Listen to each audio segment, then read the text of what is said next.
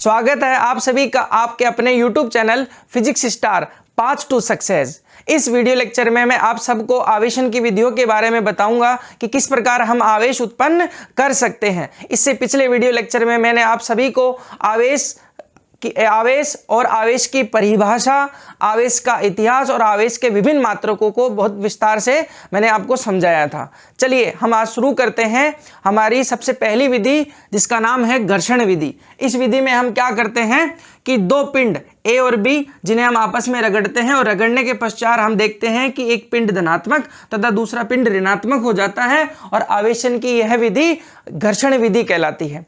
तो बच्चों, मैं आपको बताना चाहूंगा कि जिस पिंड ने इलेक्ट्रॉन त्यागे थे वो धनात्मक और जिस पिंड ने इलेक्ट्रॉन ग्रहण किए थे वह ऋणात्मक हो जाता है, क्योंकि पिछले वीडियो लेक्चर में मैंने आप सबको बता दिया था कि जब भी कोई परमाणु इलेक्ट्रॉन त्यागता है तो उसके पास ऋणात्मक इलेक्ट्रॉनों की कमी हो जाती है और धनात्मक आवेश की वृद्धि हो जाती है, इसलिए वह धनात्मक हो जाता है। और जो पिंड इलेक्ट्रॉन ग्रहण करता है उसके पास इलेक्ट्रॉनों की संख्या में वृद्धि हो जाती है और धनात्मक आवेशों में कमी हो जाती है, इसलिए वह ऋणात्मक हो जाता है।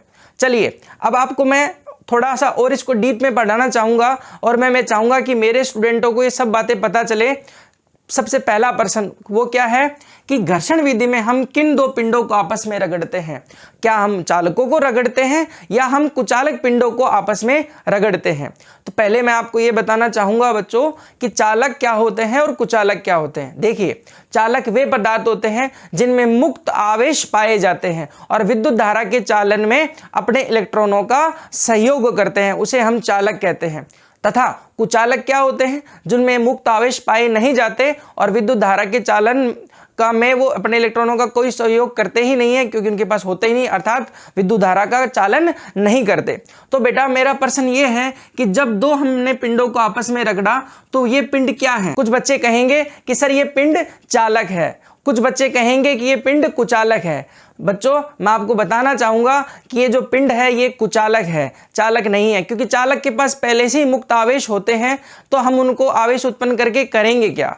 ठीक है, तो कुचालक वे पदार्थ होते हैं जिनमें आवेश होते ही नहीं है, इसलिए हम घर्षण विधि में दो कुचालक पिंडों को आपस में रगड़ते हैं और आवेश उत्पन्न करते हैं। तो अब पहले प्रश्न का आप उत्तर समझ गए होंगे बेटा। अब आप कहेंगे कि सर हमें एग्जाम्पल से समझाइए, ऐसे नहीं मानेंगे हम आपकी बात। चलिए मैं एग्जाम्पल देता हूं कि हमने सबसे पहले स्केल को सूखे बालों में रगड़ा था। तो स्केल कैसा होता है बेटा?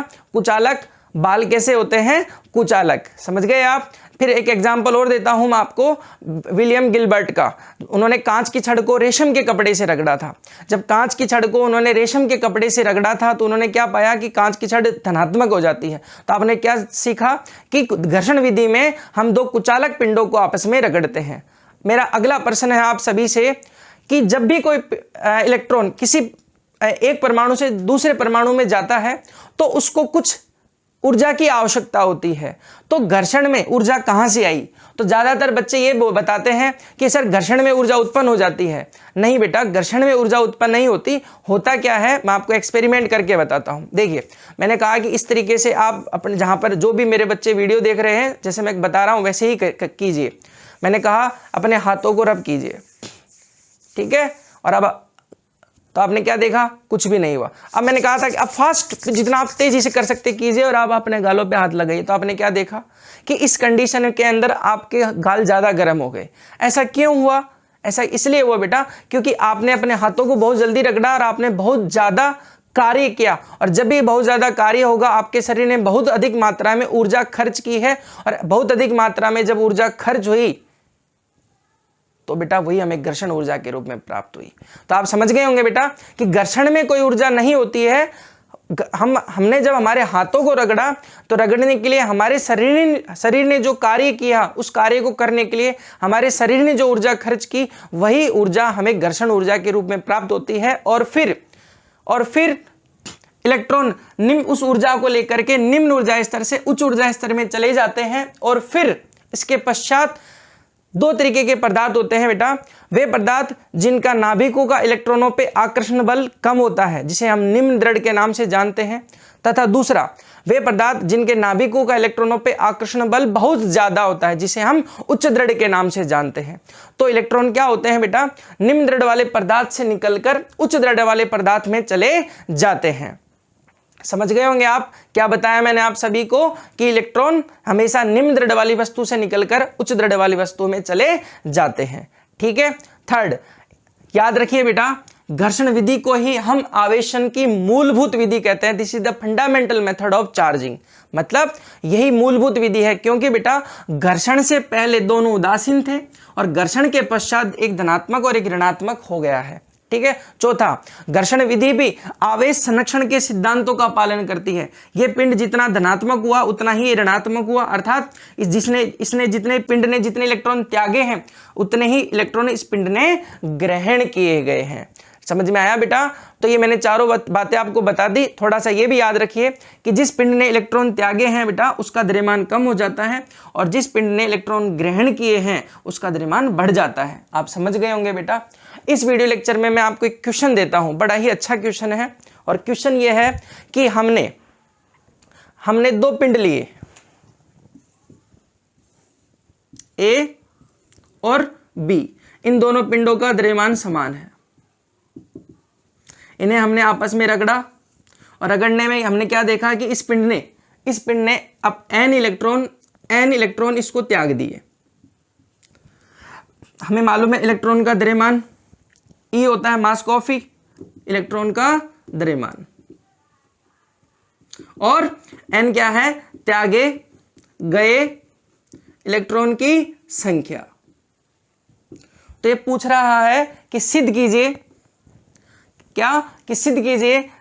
कि इन दोनों के द्रव्यमान में परिवर्तन 2nme होगा। कितना होगा? 2nme। चलिए बेटा, अब हम अगले मेथड पर चलते हैं, जिसे हम बोलते हैं चालन विधि। यह है आवेशन की द्वितीय विधि। यस बेटा, इसमें हम क्या करते हैं, एक आवेशित पिंड लेते हैं और दूसरा उदासीन पिंड लेते हैं। ये A है और ये B है। मैंने कहा कि ये बहुत सारा इसके पास धनात्मक आवेश है या उदासीन है। ठीक है। अब आपके पास दो मेथड है इनको आपस में ले जाने के लिए। या तो फर्स्ट मेथड तो क्या है कि आप इन दोनों को आपस में संपर्क में करा दो, संपर्क में। ठीक है। या फिर सेकंड मेथड है बेटा कि आप इन्हों चालक तार किसी के माध्यम से जोड़ दो, किसे, चालक तार के माध्यम से आप इन्हें जोड़ दो। तो बच्चों आप समझ गए होंगे कि हम क्या करते हैं चालन विधि में, एक आवेशित गोले को हम एक उदासीन गोले के संपर्क में लेके जाते हैं, और हम पाते हैं कि आवेश आवेशित गोले में से निकलकर उदासीन गोले में चला जाता है। और यह प्रक्रिया तब तक चलती है कि जब तक दोनों गोलों पर विभव समान ना हो जाए। ओके। और हम संपर्क में इन दोनों को, दो गोलों को दो प्रकार से लेके जा सकते हैं। या तो आप उन्हें आपस में संपर्क में ले जाओ, या उन्हें किसी चालक तार या किसी भौतिक माध्यम की सहायता से उन्हें आपस में आप जोड़ दीजिए। ठीक है। इस विधि को हम क्या कहते हैं, चालन विधि। इसे चालन विधि इसलिए कहते हैं क्योंकि इस विधि में आवेश स्वयं एक गोले से निकलकर कहां चला जाता है, दूसरे गोले के अंदर। ठीक है। तो बच्चों आप परिभाषा लिखना चाहें तो लिख सकते हैं, चालन विधि के अंदर आवेश एक गोले से निकलकर दूसरे गोले में चला जाता है, और यह प्रक्रिया तब तक चलती है जब तक दोनों गोलों पर विभव समान नहीं हो जाए या आवेश समान नहीं हो जाए। इस विधि को हम चालन विधि कहते हैं। ठीक है। चलिए बच्चों, अब मैं आपको कुछ इसके क्वेश्चन पूछना चाहूंगा आपसे, और आपको बताना चाहूंगा उनके आंसर कि इसमें क्या क्या प्रश्न आपसे पूछे जा सकते हैं। जैसा पहला प्रश्न मैं आपको बता चुका हूं कि इस विधि को चालन विधि क्यों कहते हैं, क्योंकि आवेश इसमें स्वयं चलकर जाता है। सेकंड क्वेश्चन वो ये है बेटा कि धनात्मक जो आवेश है इस पिंड में चला गया। तो देखो बच्चों, जब भी कोई आवेश गति करता है तो दो तरीके हैं, या तो उसको ऊर्जा चाहिए या उसको बल चाहिए। तो बेटा ऊर्जा मैंने यहां दी नहीं, घर्षण इसको मैंने किया नहीं, तो बच्चों आवेश कैसे एक गोले से दूसरे गोले में चले गए? तो इसका आंसर है बल, प्रतिकर्षण बल। देखिए बेटा यहां पर कोई आवेश नहीं है, इसका मतलब कोई आकर्षण प्रतिकर्षण नहीं है, उदासीन है, मगर यहां पर बहुत सारा धनात्मक आवेश है। इन धनात्मक आवेशों में क्या लग रहा है, प्रतिकर्षण बल, और इस प्रतिकर्षण बल को कम करने के लिए आवेश इस पिंड से निकलकर कहां चले जाता है, इस पिंड में। और ये कब तक जाएगा, जब तक दोनों गोलों पर बल बराबर नहीं हो जाए। देखो जैसे मान लेते हैं बेटा इन दो आवेशों के बीच में लग रहा है 1 न्यूटन फोर्स, यहाँ पे भी कितना लग रहा है बेटा 1 न्यूटन फोर्स, तो 1 न्यूटन बल बराबर हो गया। और जब बल बराबर हो गया तो आप समझ गए बेटा आवेशों का प्रवाह रुक गया। क्लियर है बेटा। थर्ड, और वो थोड़ा सा और डीप का गहराई का क्वेश्चन है, और वो ये है बेटा कि धनात्मक आवेश तो नाभिक में होता है। भाई धनात्मक किसकी वजह से होता है बेटा? प्रोटॉन की वजह से होता है। तो हमें मालूम है बेटा धनात्मक आवेश तो गति करता ही नहीं है। सर आपने यहाँ पे धनात्मक आवेश को कैसे गति करवा दिया? तो बच्चों मैं इसका आंसर आपको देना चाहूंगा। वो बड़ा आसान सा क्वेश्चन आंसर है। देखिए बच्चों हुआ क्या था, बेसिकली ये प्लस का 4 है, इसका मतलब इसके पास 4 इलेक्ट्रॉनों की कमी है। ये उदासीन है, इसका मतलब जिसके पास जितने प्लस है उतने ही माइनस है। अब ये क्या करता है बेटा, ये वाला गोला, इसको 4 आवेश चाहिए, तो इसने क्या किया बेटा, इस गोले पिंड से 1 इलेक्ट्रॉन खुद ने ग्रहण कर लिया इधर से। जब इसने 1 इलेक्ट्रॉन ग्रहण किया बेटा तो इसके पास एक धनात्मक आवेश उत्पन्न हो गया, क्योंकि 1 इलेक्ट्रॉन की कमी हो गई, और इसके पास 1 इलेक्ट्रॉन की अधिकता हो गई। समझ में आई बच्चों? अब इसको कितने चाहिए? 3। इसने इससे 1 इलेक्ट्रॉन और लिया बेटा, तो यहाँ पर एक आवेश की कमी हो गई और यहाँ पे एक आवेश घट गया। तो आपने क्या देखा बेटा कि चालन विधि में चाहे आवेश धनात्मक हो चाहे आवेश ऋणात्मक हो, दोनों ही परिस्थितियों में गति इलेक्ट्रॉन ही करता है।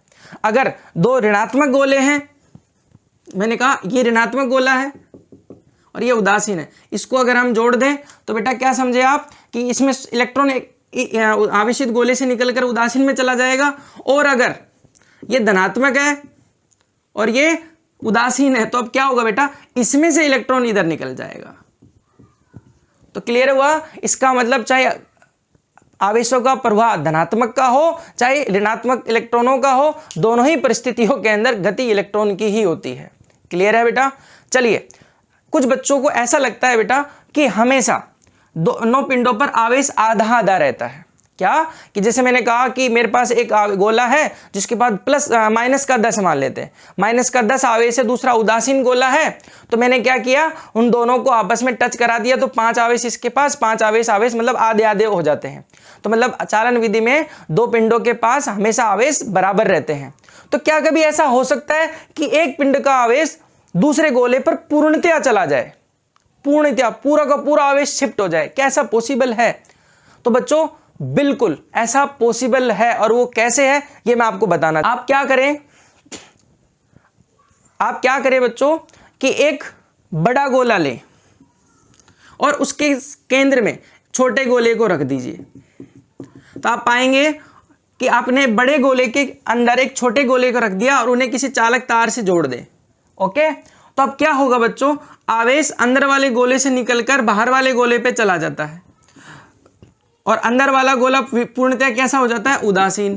तो आपने क्या देखा बच्चों, आपने देखा कि चालन विधि के अंदर एक पिंड से संपूर्ण आवेश दूसरे पिंड में भी जा सकता है, ऐसा संभव है। और आप सोच रहे होंगे कि सर ऐसा कैसे पॉसिबल है, तो थोड़ा सा मैं ये भी बता देता हूं। धनात्मक आवेश हमेशा उच्च विभव से निम्न विभव जाता है। तो देखिए बच्चों, ये धनात्मक आवेश है, ये उदासीन है, तो बेटा ये उच्च विभव और ये निम्न विभव हुआ। अब क्या हुआ बच्चों, आवेश उच्च विभव से निकल के कहां चला गया, निम्न विभव में। बोले तो यहां अंदर वाले गोले से बाहर वाले गोले पर चला गया। ठीक है बेटा, अब अपन आगे चलते हैं। अब मैंने कहा कि ऋणात्मक है, इसको मैंने इससे जोड़ दिया। अब ये कैसा है बेटा, उदासीन है, तो ये ऋणात्मक और ये उदासीन, तो इसका मतलब क्या हुआ, ऋणात्मक आवेश हमेशा निम्न विभव से उच्च विभव जाता है, तो ये यहां से शिफ्ट हो जाएगा। तो आपने क्या चीज फील की बेटा, आपने देखा कि दोनों ही परिस्थितियों में संपूर्ण आवेश कहां पर शिफ्ट हो गया, बाहर शिफ्ट हो गया, और अंदर वाला गोला पूर्णतया उदासीन हो गया। तो बच्चों मैंने इस प्रश्न का आपको आंसर दे दिया है कि चालन विधि में एक पिंड का आवेश दूसरे पिंड पर पूर्णतया जा सकता है। समझ गए आप सभी? हम आवेशन की तीसरी विधि प्रेरण विधि के बारे में अध्ययन करते हैं कि प्रेरण विधि क्या है। पहले मैं आपको ये बताना चाहूंगा कि घर्षण में हमने क्या किया था, 2 पिंडों को आपस में रब किया था, राइट। इसका मतलब हम 2 पिंडों को आपस में संपर्क में लेकर गए थे। ठीक है, चालन विधि में हमने क्या किया, वापिस से 2 पिंडों को हमने आपस में संपर्क में रखा।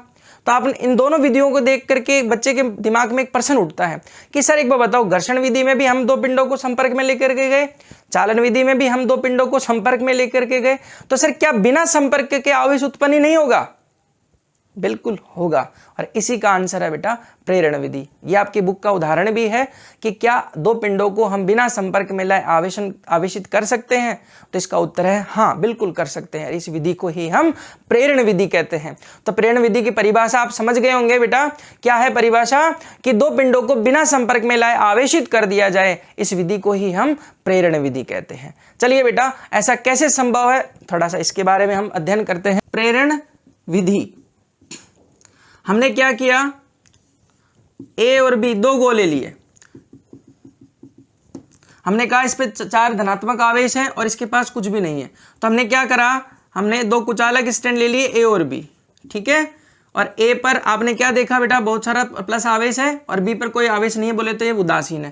तो आपने देखा बेटा ये पिंड वस्तु जो है पहले से ही आवेशित है, इसका मतलब ये व्युत्पन्न विधि है, आवेशन की व्युत्पन्न विधि है। चालन विधि भी कैसी विधि थी, व्युत्पन्न थी। सिर्फ घर्षण विधि ही आवेशन की मूलभूत विधि है, ठीक है बेटा। नेक्स्ट, क्योंकि इसके पास पहले से आवेश उपस्थित है, पहले से आवेश उपस्थित है, इसका मतलब हम पहले से इसको आवेशित करके लाए हैं, क्लियर है, इसलिए व्युत्पन्न विधि है, ठीक है बच्चों। अब हम आगे देखते हैं, ये केस फर्स्ट हो गया। अब केस सेकंड में हम क्या पाते हैं कि प्रेरण के कारण ये नेगेटिव और एक तरफ पॉजिटिव उत्पन्न हो गया।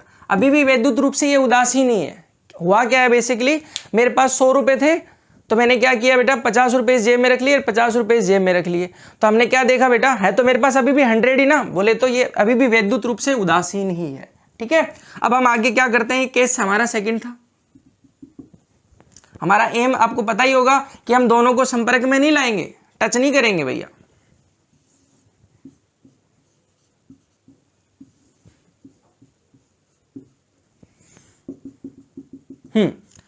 अब हम क्या करते हैं बेटा, इस वाले भाग को हम जमीन से भूसंपर्कित कर देते हैं। भूसंपर्क बोले तो जमीन से जोड़ना, इंग्लिश में इसको अर्थिंग कहते हैं।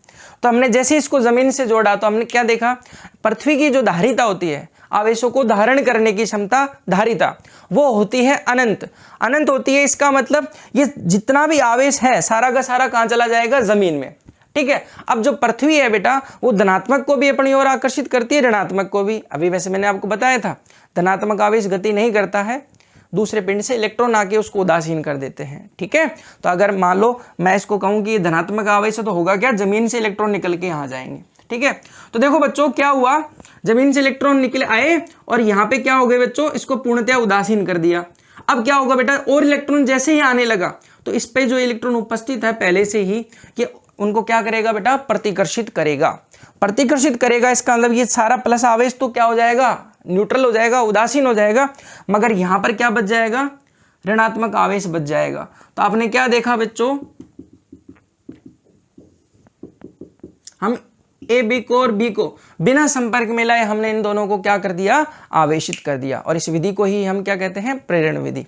मैं एक बार आपको फिर से बताना चाहूंगा बेटा, बड़ा इंपॉर्टेंट मेथड है। क्या है होता है, ये आपको समझना बहुत जरूरी है, क्योंकि हमारा जो अगला चैप्टर आएगा धारिता, उसमें एक टॉपिक आएगा जिसका नाम है संधारित्र। वो आप तभी समझ पाओगे जब आप ये समझ पाओगे बेटा, ठीक है। मैं इसके आपको बहुत से उदाहरण भी दूंगा आज आपको इसके, कि ये कितना ज्यादा इंपॉर्टेंट है आप सबके लिए। तो देखो बच्चों, मैंने कहा आपसे कि ये धनात्मक आवेश है, ये उदासीन है, केस फर्स्ट हो गया। नेक्स्ट केस में क्या होता है बेटा, ये प्लस आवेश इसके दूसरी तरफ क्या कर देता है बेटा, ऋणात्मक, और दूसरी तरफ प्लस। भाई अगर इसने माइनस अपनी ओर आकर्षित किया तो दूसरी तरफ उतना ही प्लस उत्पन्न हो जाएगा, हमें पता है आवेश संरक्षण सिद्धांत, ठीक है बेटा। अब हम क्या पाते हैं, हमने इसको जमीन से जोड़ दिया, तो ये सारा का सारा आवेश कहाँ चला गया, जमीन में चला गया, ठीक है। और जब ये सारा आवेश जमीन में चला गया तो अब यहाँ पे क्या बच गया, ऋणात्मक आवेश। अब ऐसा है बच्चों, अब ऐसे भी समझ सकते हैं कि धनात्मक आवेश जो है वो गति नहीं करता, तो वह क्या है कि पृथ्वी से इलेक्ट्रॉन आकर के इसको उदासीन कर देते हैं। अब जैसे 4 इलेक्ट्रॉन है, मतलब ये 4 प्लस आवेश है, पृथ्वी से 4 इलेक्ट्रॉन आए, इसको उदासीन कर दिया। एक इलेक्ट्रॉन और आता है बोले तो 5वां, जैसे 5th चार्ज इस पे आएगा बेटा, ये नेगेटिव जो पहले से प्रेजेंट है वो उसको आने नहीं देगा, क्योंकि सेम चार्ज में क्या होता है, प्रतिकर्षण, समान आवेश एक दूसरे को प्रतिकर्षित करते हैं। तो बेटा इस पे ये धनात्मक ऋणात्मक आवेश बच जाएगा और धनात्मक आवेश ये चला जाएगा। तो ये कैसा हो गया बेटा, ये हमारा नेगेटिव चार्ज हो गया। और इस विधि को ही हम क्या कहते हैं, इस विधि को ही हम प्रेरण विधि कहते हैं। ठीक है, तो देखो बच्चों, अब इसके मैं थोड़े से एग्जाम्पल देना चाहूंगा कि ये विधि कितनी ज़्यादा इंपॉर्टेंट है। देखो बच्चों, ऐसा होता है, हमने एक एक्सपेरिमेंट किया था सबसे पहले आवेश को समझने के लिए कि हमने जब सूखे बालों के अंदर स्केल को रगड़ा था तो हमने धूल के कणों के पास से जब उसको गुजारा तो धूल के कण उस स्केल से आकर्षित हो गए थे। एक छोटी सी बात मैं आपसे पूछना चाहूँगा, और वो ये है बेटा कि हमने रगड़ा तो स्केल को था, तो आवेश किस पर उत्पन्न हुए? स्केल पर। धूल के कण तो उदासीन है। जब धूल के कण उदासीन है तो वो उदासीन कण किस प्रकार आवेशित कण से, आवेशित स्केल से आकर्षित हो गया? ये कैसे संभव हुआ? मतलब प्रश्न मेरा ये है बेटा कि हमने रगड़ा स्केल को था, तो आवेशित स्केल है, ना कि धूल का कण। धूल का कण तो उदासीन है, और हमें पता है बेटा उदासीन और आवेशित में कुछ भी नहीं होता। ठीक है, समान आवेश प्रतिकर्षित करते हैं और विपरीत आकर्षित करते हैं, ऐसा होता है ना। तो ये धूल के कण तो उदासीन है और इस स्केल कैसा है बेटा? आवेशित है। तो ये दोनों में आकर्षण हुआ कैसे? तो देखो बच्चों, ये प्रेरण से ही आप समझ पाएंगे। और वो कैसे, मैं आपको देखिए बेटा, हमने क्या किया, एक स्केल लिया। ठीक है, ये हमारा सरफेस, ये हमारी सरफेस है बेटा, और ये बहुत सारे डस्ट पार्टिकल है। ठीक है, मैंने मान लिया ये धनात्मक आवेशित है, हमने मान लिया ये ऋणात्मक आवेशित है। ठीक है, ऋणात्मक आवेशित है, प्रेरण के कारण इस पे क्या उत्पन्न हो गया बेटा? प्लस आवेश उत्पन्न हो गया। अब इसकी दूसरी तरफ क्या उत्पन्न होगा? ऋणात्मक आवेश। ऋणात्मक आवेश कहाँ चला गया? अर्थ में, जमीन में चला गया। तो धूल के कण कैसे हो गए बेटा? आवेशित हो गए। तो बेटा ये धनात्मक और ऋणात्मक बोलो, इनमें क्या हो जाएगा? आकर्षण। तो आप समझ में आया बेटा कि उदासीन कण में और आवेशित कण में आकर्षण हो जाता है। कैसे हो जाता है? प्रेरण के कारण हो जाता है। क्लियर है? फिर से बता देता हूं आपको कि ऋणात्मक स्केल था, ओके, धूल के कण उदासीन थे, ऋणात्मक ने प्रेरण के कारण यहाँ पे धनात्मक आवेश उत्पन्न कर दिए। दूसरी तरफ ऋणात्मक आवेश जब उत्पन्न होगा तो बेटा वो ऋणात्मक आवेश जमीन से भूसंपर्कित हो जाएगा और ये आवेश जमीन में चला जाएगा। ठीक है, नेक्स्ट हम लोग एग्जाम्पल लेते हैं बेटा, बरसात के दिनों में छत पर करंट आ जाता है। उसका क्या रीजन है? वो भी यही है। बरसात के दिनों में क्या होता है बेटा कि जो आवेशित बादल होते हैं उनकी ऊंचाई थोड़ी कम होती है और वो हमारी जमीन के पास, हमारी जमीन पृथ्वी की सतह के पास से उड़ते हैं।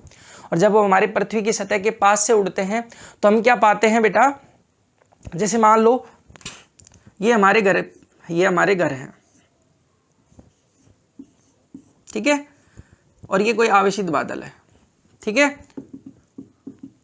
अब ये हमारे घरों की छत से गुजर रहा है बेटा, तो इस नेगेटिव ने इस पर क्या उत्पन्न कर दिया? पॉजिटिव। ठीक है, इसके दूसरी तरफ नेगेटिव जो चार्ज उत्पन्न होगा, ये तो अर्थ पृथ्वी से, ये जो हमारे घर है बेटा उसकी नींव जो है वो पृथ्वी से जुड़ी हुई है। तो बोलो नेगेटिव आवेश कहाँ चला गया? अर्थ में चला गया। तो बोलो छत पे क्या बचा? तो जैसे जैसे नेगेटिव बादल छत के ऊपर से गुजरता जाएगा, छत पॉजिटिव होती जाएगी, ऋणात्मक आवेश जमीन में जाता जाएगा। और जैसे ही हम लोग छत पर पहुंचते हैं बेटा और हमें लोगों को करंट लगता है, तो आप समझ गए होंगे बेटा कि किसकी वजह से होता है? ये भी प्रेरण की वजह से ही होता है। ठीक है, आप कभी कार में बैठे हैं? कार में आप कहेंगे कि सर क्या क्वेश्चन पूछते हो, ये तो बड़ी सिंपल सी बात है, हम सभी कार में बैठे हैं। चलो मैं क्वेश्चन दूसरा पूछता हूँ आपसे। जब आप कार में बैठे हैं बेटा, तो और आपने कार को जब टच किया, अंदर से डैशबोर्ड को, गियर बॉक्स को, स्टीयरिंग को, गियर सबको आपने टच किया होगा और आपने देखा होगा कि सब पर एक प्लास्टिक की कोटिंग होती है। तो आप बता सकते हैं कि ऐसा क्यों होता है? अंदर एक भी चीज मेटल की नहीं है, सब कुछ के ऊपर जो भी मेटल का होगा उस पर हम लोग प्लास्टिक की कोटिंग कर देते हैं। ऐसा क्यों?